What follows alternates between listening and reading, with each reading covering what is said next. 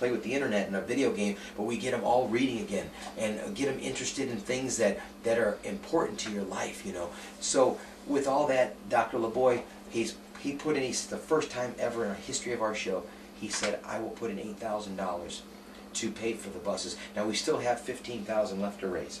I've got 2 days left to do it.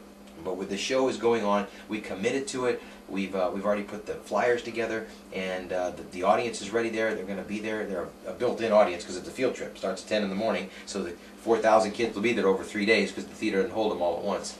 Did you have a thought? Oh, I thought Bob wanted to say something. What were we going to say? You had a thought. Well, Joe, when you think about it, children are really our most precious asset.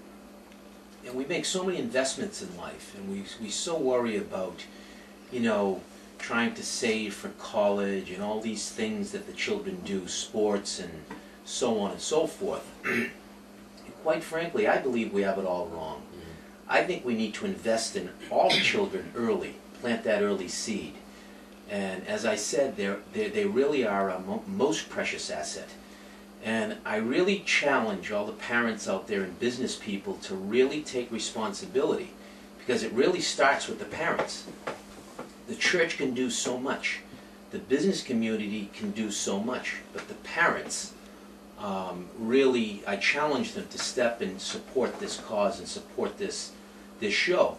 Now, I've been blessed with 2 children, and I have seen you from Orlando to San Francisco. And I have seen kids' lives changed more than any other program, any other sports program, or even, quite frankly, a church service, because of the way you do it with the comedy, and you really connect with their hearts. So, unfortunately, in this day and age, it does take money to do these things. So I do challenge the business people and the parents to do whatever they can, whether it be $5, whether it be $50, whether it be $100. And some can do $500. And could you please explain to them how they could help you with this cause, or where they could send any donation? Sure. You know, I don't like to just get on and just talk about raising money, because we want to educate people on before we do money, tell us how you do stuff. Like Bobby just talked about comedy. Like, give us a skit. Give us a skit. I'll tell you what we do. What I'll do is we'll start a skit on bullying. The skit is 15 to 20 minutes long. The actual conversation on bullying is 90 seconds long. But what I do is I take children in the audience and I'll say, kids get up, boys are different than girls. And I start talking to my own family. And it begins like Bill Cosby, how he talks about, and it's a story. And the one story leads into the different happenings, how this kid got up in the morning, how his, you know, and it's not just for the children, because the adults in the audience like it as well. How they get up, how they stretch, how they make their way to the bathroom, how they get something to eat, how they go to school, how they're tired because they didn't get enough the right food to eat, or whatever it might be. And it's always the same story, but it gets them laughing, and it's the kind of laughter that comes every third line. So they're laughing, laughing, laughing, laughing, laughing, and then right when it's done, I'll talk about how, you know, as you get older, because I say you're not going to understand what I mean now, but as you get older, imagine yourself going to Walmart.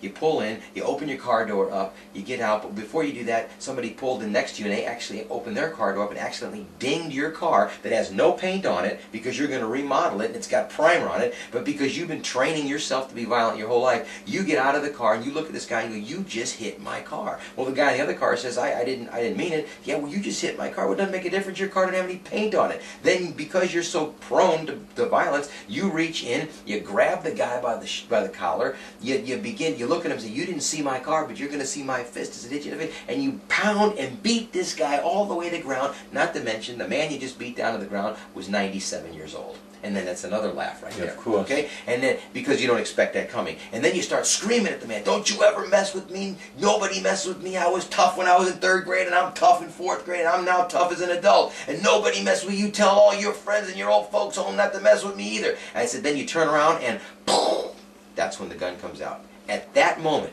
there's so much energy, there's so much laughing, there's so much comedy, that when I go boom, it comes to a dead silence, and the next words that come out of my mouth is, when the gun comes out, it's not funny anymore. And then the audience is captivated because you've walked that fine line on comedy, and now you just flip the drama, and at that moment, at that second right there, is what they remember the rest of their life because of the way you present the comedy and flip-flop it with the drama. Now, Joe, you're so talented. We know you've won Emmy Awards for many of your performances. Joe actually does Jerry Lewis, Sylvester Stallone. Why don't you do a little Jerry Lewis and Sylvester Stallone? Oh, I don't think any of the people out there would know who he is. Do you, Father Tom? I do. How about Sylvester? We did. I got to tell you about the Jerry Lewis thing real quick. I was at a show once, and I don't use this voice in the show, but I did one time, and I did this voice, and the kids were laughing their heads off. Have no idea who Jerry Lewis is. Absolutely no idea. So I get an email the next day, and this kid says to me, he goes, "My mom and dad were watching TV." And they put me in front of to watch the TV, and you're not going to believe it, but there's a guy on TV that impersonates you. That's right. That's what he said. That's what the little kid said. It was actually a Jerry Lewis movie, and I thought, well, I'm not going to tell him.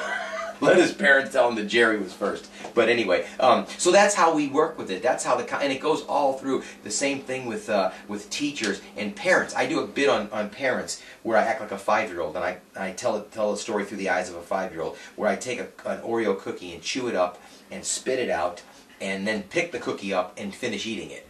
And it just goes mass hysteria. Then, as any other little kid, I pick my nose, and what follows that is eating what you just picked, and that causes mass hysteria. And then when adults will sit there and go, "Oh my gosh, I can't believe you did it," but they're laughing just as hard as the kids are laughing. So when we're all done with that, then we hit the moment of the parents. We talk about how important the parents are, and that sticks with them. And we get the children screaming.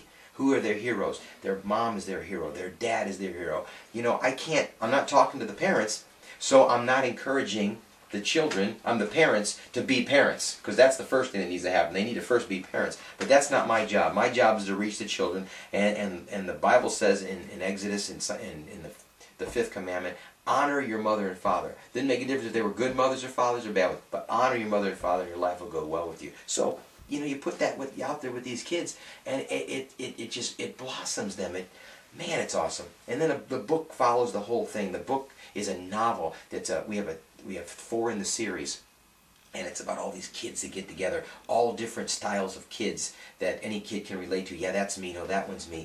And it comes together in working like a detective story that makes these kids just enamor themselves into reading, which is unusual because no one reads. But we'll get 97% of the kids in the schools reading this book. We pay for the books. That's So you give out these books? Oh yeah, we give them out free because we don't want any kid that can't afford it to not have one. Because the ones that need it can't afford it, and they don't feel that their parents say that it's enough that they. It's hard to, you know, you can get the nag factor, but you need it right there that day because it's hot right there. Before the day is over, they will already be on chapter 5. That's the sense that every kid will be on chapter 5 before the day's over.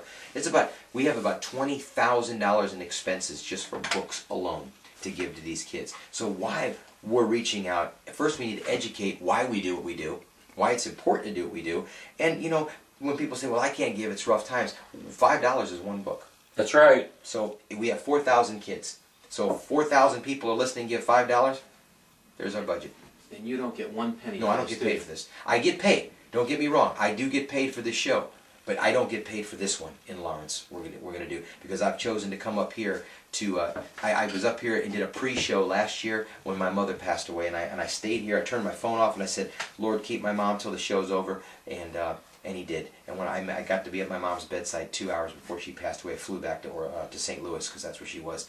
But we're here for a reason. There's something in Lawrence. There's something in Massachusetts. There's something in the Northeast that God has put in my heart to reach, to love these kids. We went to San Francisco. We love the kids. It's not my job to judge them. That's not me. My job is to just love them. Let the Lord judge people. I just love them. In the San Francisco community, we were welcomed by all the walks of life. The Muslims, the Chinese, the Hispanics, the homosexuals. Everybody came. The homosexual principal